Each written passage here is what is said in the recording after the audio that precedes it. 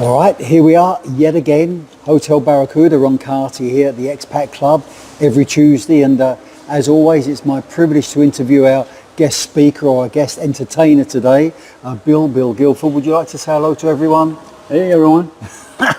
Fantastic. But Bill was talking about his musical journey, which was very, very interesting. But interesting, you started off by talking about that you are a non-profit musician. What on earth did you mean by that? Well, I kept getting asked, am I a professional musician? Right. And technically yes, because I would get paid to play. Of course. But what they're really asking is, are you doing this for a living? Ah, I see. So I can't really say I'm an amateur because I am getting paid. Yeah. So I came up with something that's sort of in the middle, which is a not-for-profit musician, which says, yeah, I get paid, but I don't really make a living Yeah, at but it's it. a nice way of saying it. Yeah, Yeah. really good. And you also mentioned about your family. You come from a musical family, is that right? Yeah, my grandfather had a wonderful operatic kind of voice. Is that right? But he only sang in church. Ah, okay. And my mother tried to further her music career, went to college and Right. didn't go anywhere with it. And my brother went to college and got a degree in music education and wrote a concerto. But he's now working with computers, so he didn't really go too far with it. Yeah. And then there's me. Because one of the things you mentioned, I haven't got this planned, but you mentioned how difficult it is to actually be really successful in the musical industry. What I've read is that it's 0.1% of all musicians that are actually I professional. can't believe it. I can't believe it, because you hear and listen to so many, what I would consider brilliants like yourself, but it's hard to get to the top, isn't it? Yeah, it takes a combination of a lot of talent, a lot of drive. Most musicians that are successful, they literally will tell you that they couldn't imagine themselves doing anything else. Yeah. They really had nothing to fall back on, so they had to do it. Yeah. They had to be successful at it. Anyway, then you went on to demystifying writing songs, which was interesting. Yeah, it's probably simpler for me than somebody that doesn't play an instrument. Yeah, of course. But the basic nuts and bolts of it is that most modern pop songs or rock songs or country songs are 3 or 4 chords at the most. Yeah. So it's just a matter of sitting down. If you got a decent ear, you can just kind of play with different chord combinations till you get something you like, and then you add a melody to it, and you add words to it, and that's about it. It's not. There's no lightning bolt from the sky that comes down. Because that's what a lot of people think. They suddenly get this. Yeah. Well, I mean, there are times when you get, you get song ideas in the middle of the night. Yeah. I believe that. And like I said, the most famous one is Keith Richards, where he just in the middle of the night had an idea, turned on the tape recorder, and just went dun dun dun dun dun dun dun dun dun, and then there was 2 hours of him snoring. So fantastic, eh? But that's I've written some really great songs in my sleep, and I wake up in the morning and they're all gone. I can believe it.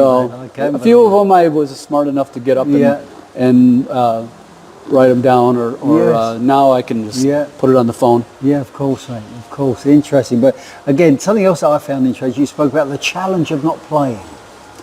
Yeah, I don't know if it's everybody, but if you tell me I can't play, there's 2 times when I most likely want to play. One is when I absolutely can't. Yeah. And when it's somebody else's guitar. Interesting. I always want to try somebody's guitar out. Funny, eh? But I'm smart enough not to just grab somebody's guitar and start playing. Yeah, you can't do that. No, but the one time I told about it, I cut my finger pretty badly and had to write a song where I did use that finger. Which is not easy, No, I had one guy tell me after hearing that, he said, you should cut your finger more often. And I was like, no. Yeah, fair enough. That's okay. Anyway, then you wrote a song, I've got it written down, Cowboys, Hippies and Bikers. Why did you choose that? There was a road that I was going up and down It was quite a long drive, and right in the middle of the drive there was a little stand, Yeah. and they had a sign out front that said, "Cowboys, hippies, bikers, and truckers are welcome Yeah. here." And I couldn't fit truckers in. Yeah. So I ended up writing a song called Cowboys, Hippies, and Bikers, and basically explaining how they're all kind of the same in some ways. They all Yeah. live kind of iconoclastic lives and, It's true, and do what they yeah. want. And I'd also, I talked about gazing on the mountains and all that, which is what I would see on that drive. So Yeah. that's how that one came about. No, nice. But then that sort of led you on to talk about why you chose country music as your mainstay. Is that right? Yeah, I don't know if I would call it mainstay, but it's I tend to write songs that sound country. Okay. I started out playing a lot of like folk music, like Yeah. Simon and Garfunkel Yeah, and that's Gordon Lightfoot and that kind of stuff. So and James Taylor, and it kind of Yeah. morphed, and that kind of music has actually morphed into country music more than anything. Yeah. Although there's kind of now it's kind of swung back a little bit where there's some of the modern day people Yeah. do more folky kind of stuff. Yeah.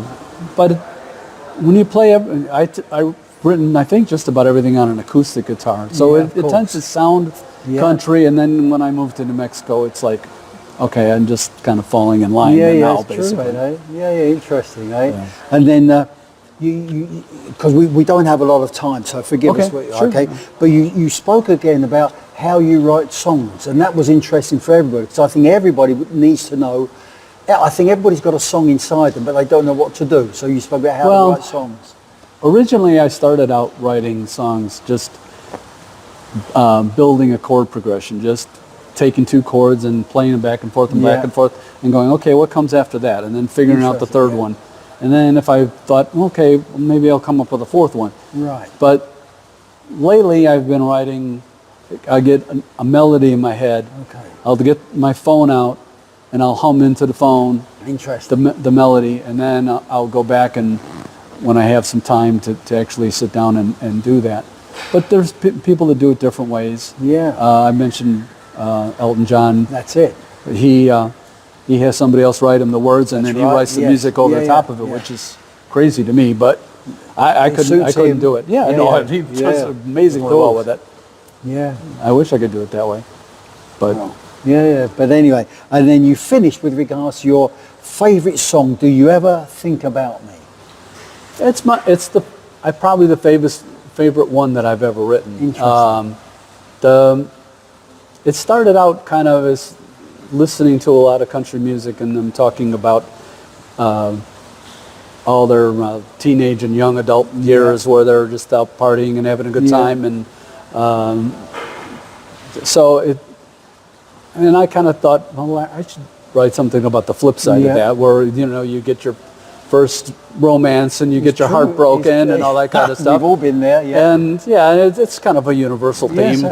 So that was one that was a melody that came in my head, and it was at the same time I was thinking about that theme, and the two kind of married together really well.